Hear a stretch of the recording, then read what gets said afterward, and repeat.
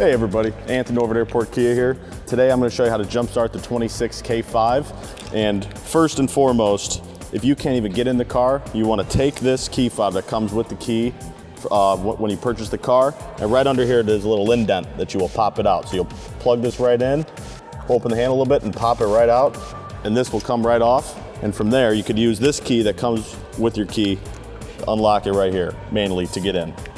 And then once you're in, I'll show you what to do next. Next step, once you're inside the car, you want to pop the hood. On the left-hand side, you want to pull the lever that's underneath the driver panel, and it's right here.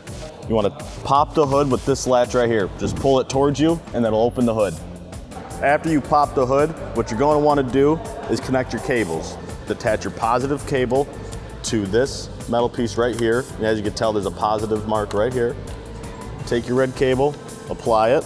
Now take your black, which is negative, and towards the car there's another metal piece, which is negative.